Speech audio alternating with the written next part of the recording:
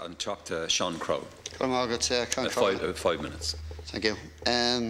Yes, it did come up on every doorstep, the universal social charge.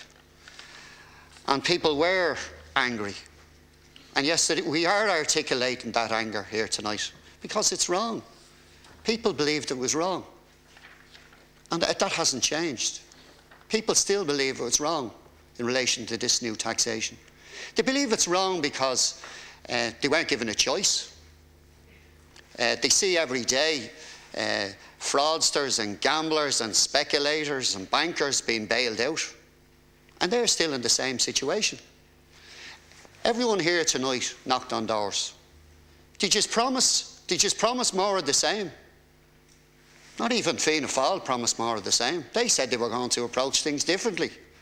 Everyone else in this chamber said we were going to do things differently. I haven't seen that happening yet, and neither has anyone else. People that are poor in this city are still poor. And that's a reality. So what they're being asked here tonight is, oh, well, there's a review on the way. So you're hanging off a financial cliff, and you're being asked, oh, hold on, there's a review coming down the line.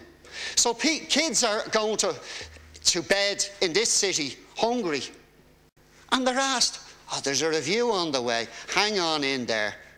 We know that some of these things are a bit unfair, but we're going to change them. Now, what also came up on the doorsteps was that people believe that politicians live in a parallel universe. And listen to some of the debate over the last couple of nights. I believe they're genuinely right. We do live in a parallel universe. We're on a different salary, that's for sure. So we're not being affected the same as ordinary people. And that's what's wrong. And we don't have a clue what's happening to many people's homes in relation to this. So reviews are very well talking about when you have a lot of money in your pocket or your kids aren't going hungry. And that's what's happened. We have sentenced people to debt. And what this motion is about, commuting that debt. And that's what we're asking people to do. Yes, there is choices. Yes, there is alternatives. And we've put forward those alternatives. It's not about bailing out bankers. It's about bailing out people that are working for a living. And what this is doing is it's creating more and more conditions where we're creating more and more of the working poor. And that's what's happening right across this city and across this country. And that's why people are angry. And that's why I'm angry. This is not my maiden speech here tonight. But it's the first time I've raised my voice in this chamber in a long time. And what you are proposing to continue with, review or no review, is more of the same.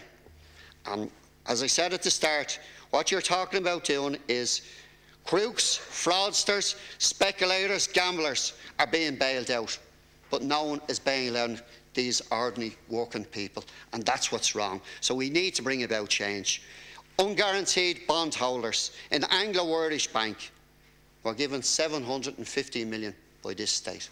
That is a scandal. They didn't have to do it. We didn't have to do it. And yet, what do? We introduced this new tax, which is supposed to be burden sharing. Burden sharing my arse. Thanks, Deputy.